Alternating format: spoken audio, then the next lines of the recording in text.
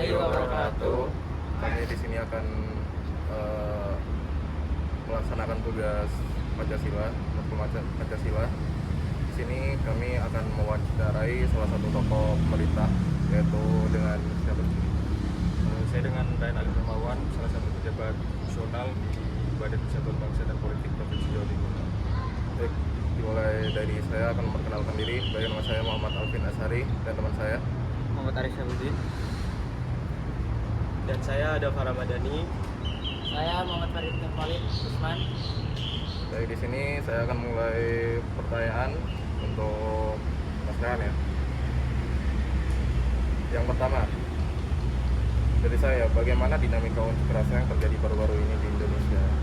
Sebagai contoh, aksi mahasiswa dan masyarakat menuntut transparansi anggaran serta keadilan sosial, mencerminkan prinsip-prinsip demokrasi yang terjadi dalam konstitusi. Analisis dengan merujuk pada warga negara dan peran negara. Oke, jadi ini kalau kita lihat beberapa bulan ke belakang, beberapa bulan ke belakang, memang terjadi unjuk rasa di berbagai daerah di Indonesia. Hal itu kan dikarenakan karena pemerintah, mungkin masyarakat merasa pemerintah kurang transparan terhadap penggunaan anggaran, di mana masyarakat sebagai pembayar pajak. Jadi wajar yang namanya masyarakat itu menuntut haknya, karena mereka harus tahu digunakan untuk apa uang pajak yang mereka bayarkan. Tetapi yang sangat disayangkan adalah pada saat demo dan kerusuhan yang terjadi di Indonesia ini banyak sekali ditunggangi oleh oknum-oknum yang tidak bertanggung jawab.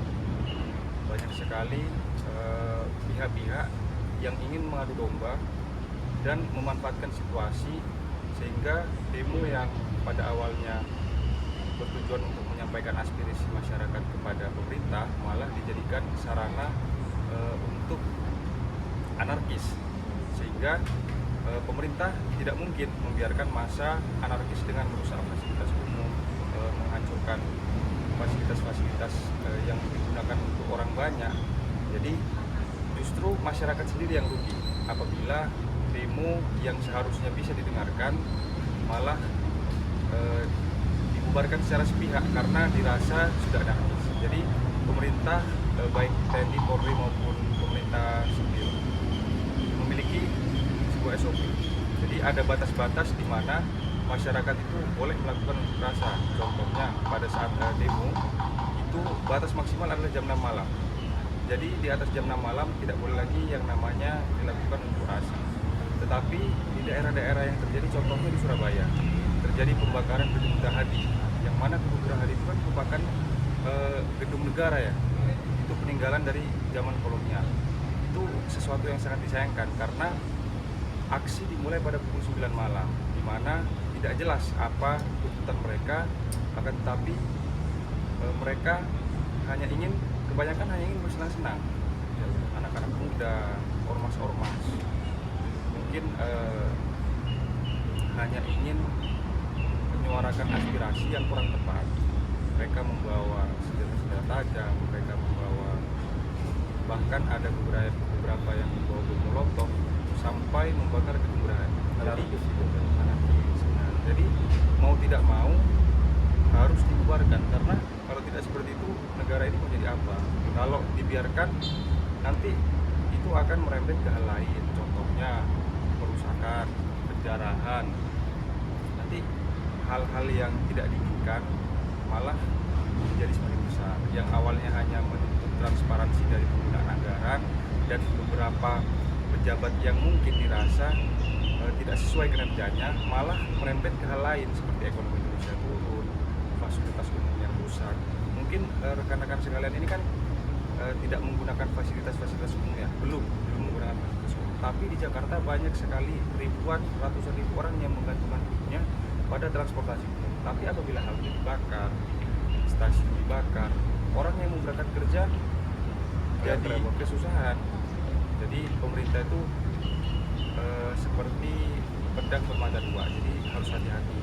Dia membuat kebijakannya contoh untuk diri salah dan memberikan yang salah. Jadi kita sebagai masyarakat harus bisa menilai lah situasi yang kita hadapi. Unjuk rasa itu boleh, demokrasi itu, namanya negara demokrasi itu di mana rakyat itu merupakan kekuasaan tertinggi.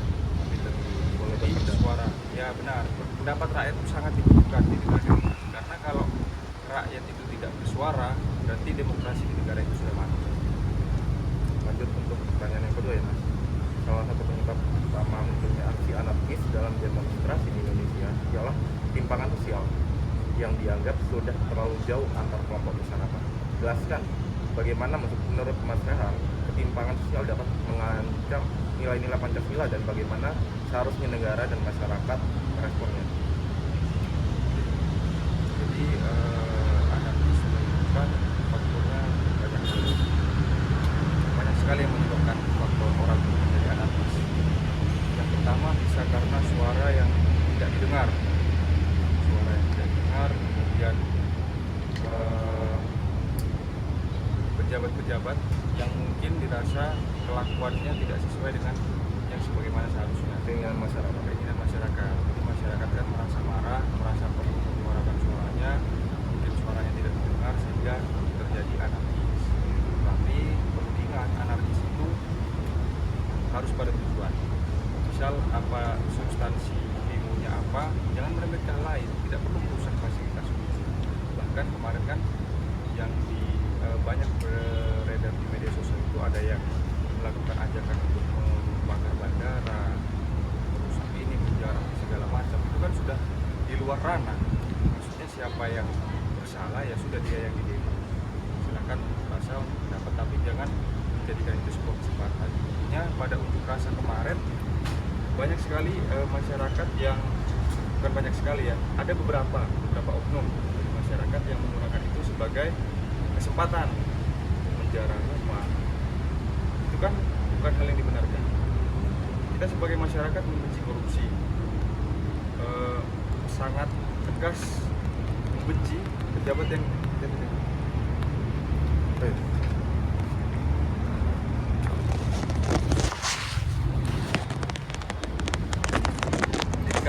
Ya. Dah. Man. Balik. Oh, bentar. Kalau diamankan Jangan dulu. ketinggalan. Oh iya. Ya nggak apa-apa. Ya. Oke, kita kan lanjut ya. Jadi kita kan sebenarnya sama saja. Masyarakat itu kan membenci yang namanya korupsi, tapi giliran ada kesempatan melakukan hal yang sama. Ya. Jadi ketika masyarakat apa ya? Sebenarnya kita tuh bisa melakukan korupsi tapi tidak mempunyai kuasa aja. Ya, Karena belum ada kesempatan aja. Ya. Makanya kita tuh kalau merasa atau berdemo silahkan pada koridor. Ada batas-batas tertentu. Ada batas-batas tertentu.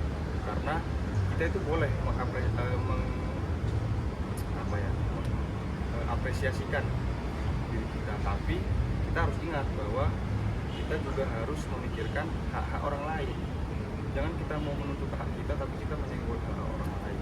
Seperti contohnya itu yang paling saya suka, membakar transportasi. Sedangkan transportasi digunakan oleh orang-orang. Kalau sendiri kan di kota-kota besar transportasi umum itu jadi sumber transportasi masyarakat. Jadi jangan sampai lah. Terima kasih Mas Dan sudah menjawab pertanyaan saya. Jadi dilanjutkan pertanyaan nomor 3.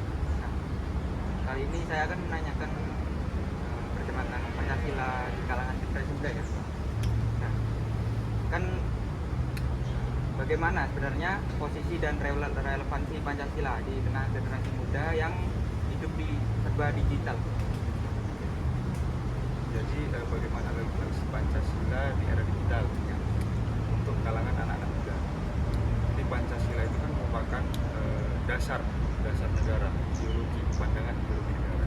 Jadi seharusnya segala tindak tanduk perbuatan warga bernegara Indonesia ini harus didasarkan pada Pancasila. Pancasila itu kan ada 5 poin. Selain dari 5 poin itu, Yang pertama, dari saya, bagaimana dinamika unjuk rasa yang terjadi baru-baru ini di Indonesia? Sebagai contoh, aksi mahasiswa dan masyarakat menuntut transparansi anggaran serta keadilan sosial, mencerminkan prinsip-prinsip demokrasi yang terjadi dalam konstitusi analisis dengan merujuk pada warga negara dan pranegara. Oke, jadi ini kalau kita lihat beberapa bulan ke belakang, beberapa bulan ke belakang, memang terjadi unjuk rasa di berbagai daerah di Indonesia. Hal itu kan dikarenakan karena pemerintah, mungkin masyarakat merasa pemerintah kurang transparan terhadap penggunaan anggaran, di mana masyarakat sebagai pembayar pajak. Jadi wajar yang namanya masyarakat itu menuntut haknya, karena mereka harus tahu digunakan untuk apa uang pajak yang mereka bayarkan. Tetapi yang sangat disayangkan adalah pada saat demo dan kerusuhan yang terjadi di Indonesia ini banyak sekali ditunggangi oleh oknum-oknum yang tidak bertanggung jawab. Banyak sekali pihak-pihak yang ingin mengadu domba dan memanfaatkan situasi, sehingga demo yang pada awalnya bertujuan untuk menyampaikan aspirasi masyarakat kepada pemerintah malah dijadikan sarana untuk anarkis, sehingga pemerintah tidak mungkin membiarkan massa anarkis dengan merusak fasilitas umum, menghancurkan fasilitas-fasilitas yang digunakan untuk orang banyak. Jadi justru masyarakat sendiri yang rugi apabila demo yang seharusnya bisa didengarkan malah dibubarkan secara sepihak karena dirasa sudah ada habis. Jadi pemerintah, baik TNI, Polri maupun pemerintah sipil, memiliki sebuah SOP. Jadi ada batas-batas di mana masyarakat itu boleh melakukan unjuk rasa. Contohnya pada saat demo itu batas maksimal adalah jam 6 malam. Jadi di atas jam 6 malam tidak boleh lagi yang namanya dilakukan unjuk rasa. Tetapi di daerah-daerah yang terjadi, contohnya di Surabaya, terjadi pembakaran gedung Gerahadi, yang mana gedung Gerahadi itu kan merupakan gedung negara ya, itu peninggalan dari zaman kolonial. Itu sesuatu yang sangat disayangkan karena aksi dimulai pada pukul 9 malam, di mana tidak jelas apa tuntutan mereka, akan tetapi mereka kebanyakan hanya ingin bersenang-senang. Anak-anak muda, ormas-ormas, mungkin hanya ingin menyuarakan aspirasi yang kurang tepat. Mereka membawa senjata-senjata tajam, mereka membawa, bahkan ada beberapa yang membawa bom molotov sampai membakar gedung Gerahadi. Jadi mau tidak mau harus dibubarkan, karena kalau tidak seperti itu negara ini menjadi apa? Kalau dibiarkan nanti itu akan merembet ke hal lain, contohnya perusakan, penjarahan. Nanti hal-hal yang tidak diinginkan malah menjadi semakin besar. Yang awalnya hanya menuntut transparansi dari penggunaan anggaran dan beberapa pejabat yang mungkin dirasa tidak sesuai kinerjanya, malah merembet ke hal lain seperti ekonomi Indonesia turun, fasilitas umum yang rusak. Mungkin rekan-rekan sekalian ini kan tidak menggunakan fasilitas umum ya, belum menggunakan fasilitas umum. Tapi di Jakarta banyak sekali ratusan ribu orang yang menggantungkan hidupnya pada transportasi umum. Tapi apabila halte dibakar, stasiun dibakar, orang yang mau berangkat kerja jadi kesusahan. Jadi pemerintah itu seperti pedang bermata dua, jadi harus hati-hati. Dia membuat kebijakan yang condong ke kiri salah, condong ke kanan salah. Jadi kita sebagai masyarakat harus bisa menilai lah situasi yang kita hadapi. Demokrasi itu boleh. Demokrasi itu, namanya negara demokrasi itu di mana rakyat itu merupakan kekuasaan tertinggi. Jadi suara, ya benar, pendapat rakyat itu sangat dibutuhkan di negara demokrasi. Karena kalau rakyat itu tidak bersuara, berarti demokrasi di negara itu sudah mati. Lanjut untuk pertanyaan yang kedua ya Mas. Salah satu penyebab utama munculnya aksi anarkis dalam demonstrasi di Indonesia ialah ketimpangan sosial yang dianggap sudah terlalu jauh antar kelompok masyarakat. Jelaskan bagaimana menurut Mas Rehan ketimpangan sosial dapat mengancam nilai-nilai Pancasila dan bagaimana seharusnya negara dan masyarakat meresponnya. Jadi anarkis menyebabkan faktornya banyak sekali yang menyebabkan faktor orang menjadi anarkis. Yang pertama bisa karena suara yang tidak didengar, kemudian pejabat-pejabat yang mungkin tidak sesuai dengan yang sebagaimana seharusnya Keinginan masyarakat. keinginan masyarakat. Jadi masyarakat kan merasa marah, merasa perlu menyuarakan suaranya, mungkin suaranya tidak terdengar sehingga terjadi anarkis. Tapi perlu diingat, anarkis itu harus pada tujuan. Misal apa substansi demonya apa, jangan meremehkan lain, tidak perlu merusak fasilitas umum. Bahkan kemarin kan yang banyak beredar di media sosial itu ada yang melakukan ajakan untuk membakar bandara, merusak ini, penjara segala macam. Itu kan sudah di luar ranah. Maksudnya siapa yang bersalah ya sudah dia yang didemo. Silakan rasa dapat, tapi jangan menjadikan itu sebuah kesempatan. Intinya pada unjuk rasa kemarin banyak sekali masyarakat yang bukan banyak sekali ya, ada beberapa oknum dari masyarakat yang menggunakan itu sebagai kesempatan menjarah rumah. Itu kan bukan hal yang dibenarkan. Kita sebagai masyarakat membenci korupsi, sangat tegas membenci pejabat yang dikat aja ya.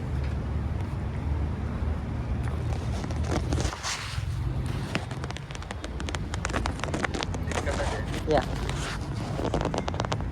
Dah. Man. Balik. Oh, bentar. Kalau udah aman Jangan kan jadi gitu. kamera. Oh iya. Ya gak apa-apa. Ya. Oke, kita kan lanjut ya. Jadi kita kan sebenarnya sama saja. Masyarakat itu kan membenci yang namanya korupsi, tapi giliran ada kesempatan melakukan hal yang sama. Ya. Jadi ketika masyarakat apa ya? Sebenarnya kita tuh bisa melakukan korupsi tapi tidak mempunyai kuasa aja. Ya, Karena belum ada kesempatan aja. Ya. Makanya kita tuh kalau merasa atau berdemo, silahkan pada koridor. Ada batas-batas tertentu. Ada batas-batas tertentu. Karena kita itu boleh mengapresiasikan diri kita, tapi kita harus ingat bahwa kita juga harus memikirkan hak-hak orang lain. Jangan kita mau menuntut hak kita tapi kita menyenggol hak orang lain. Seperti contohnya itu yang paling saya suka, membakar transportasi. Sedangkan transportasi umum digunakan oleh orang-orang kos. Dia kan di kota-kota besar, transportasi umum itu jadi sumber transportasi masyarakat. Jadi jangan sampai lah. terima kasih Mas Ran sudah menjawab pertanyaan saya. Jadi dilanjutkan pertanyaan nomor 3. Nah, kali ini saya akan menanyakan perkembangan Pancasila di kalangan generasi muda ya. Nah, kan bagaimana sebenarnya posisi dan relevansi Pancasila di tengah generasi muda yang hidup di serba digital? Jadi bagaimana relevansi Pancasila di era digital untuk kalangan anak-anak muda? Jadi Pancasila itu kan merupakan dasar negara, ideologi, pandangan ideologi negara. Jadi seharusnya segala tindak tanduk perbuatan warga bernegara Indonesia ini harus didasarkan pada Pancasila. Pancasila itu kan ada 5 poin. Selain dari 5 poin ini, uang pajak yang mereka bayarkan. Tetapi yang sangat disayangkan adalah pada saat demo dan kerusuhan yang terjadi di Indonesia ini banyak sekali ditunggangi oleh oknum-oknum yang tidak bertanggung jawab. Banyak sekali pihak-pihak yang ingin mengadu domba dan memanfaatkan situasi sehingga demo yang pada awalnya bertujuan untuk menyampaikan aspirasi masyarakat kepada pemerintah malah dijadikan sarana untuk anarkis, sehingga pemerintah tidak mungkin membiarkan massa anarkis dengan merusak fasilitas umum, menghancurkan fasilitas-fasilitas yang digunakan untuk orang banyak. Jadi justru masyarakat sendiri yang rugi apabila demo yang seharusnya bisa didengarkan malah dibubarkan secara sepihak karena dirasa sudah anarkis. Jadi pemerintah baik TNI, Polri maupun pemerintah sipil memiliki sebuah SOP. Jadi ada batas-batas di mana masyarakat itu boleh melakukan unjuk rasa. Contohnya pada saat demo itu batas maksimal adalah jam 6 malam. Jadi di atas jam 6 malam tidak boleh lagi yang namanya dilakukan unjuk rasa. Tetapi di daerah-daerah yang terjadi, contohnya di Surabaya, terjadi pembakaran gedung Gerahadi, yang mana gedung Gerahadi itu kan merupakan gedung negara ya, itu peninggalan dari zaman kolonial. Itu sesuatu yang sangat disayangkan karena aksi dimulai pada pukul 9 malam, di mana tidak jelas apa tuntutan mereka, akan tetapi mereka kebanyakan hanya ingin bersenang-senang, ya, anak-anak muda, ormas-ormas, mungkin hanya ingin menyuarakan aspirasi yang kurang tepat. Mereka membawa senjata-senjata tajam, mereka membawa, bahkan ada beberapa yang membawa bom molotov sampai membakar gedung Gerahadi. Jadi mau tidak mau harus dibubarkan, karena kalau tidak seperti itu negara ini mau jadi apa? Kalau dibiarkan nanti itu akan merembet ke hal lain, contohnya perusakan, penjarahan. Nanti hal-hal yang tidak diinginkan malah menjadi semakin besar. Yang awalnya hanya menuntut transparansi dari penggunaan anggaran dan beberapa pejabat yang mungkin dirasa tidak sesuai kinerjanya, malah merembet ke hal lain seperti ekonomi Indonesia turun, fasilitas umum yang rusak. Mungkin rekan-rekan sekalian ini kan tidak menggunakan fasilitas umum ya, belum menggunakan fasilitas umum. Tapi di Jakarta banyak sekali ratusan ribu orang yang menggantungkan hidupnya pada transportasi umum. Tapi apabila halte dibakar, stasiun dibakar, orang yang mau berangkat kerja jadi kesusahan. Jadi pemerintah itu seperti pedang bermata dua, jadi harus hati-hati. Ya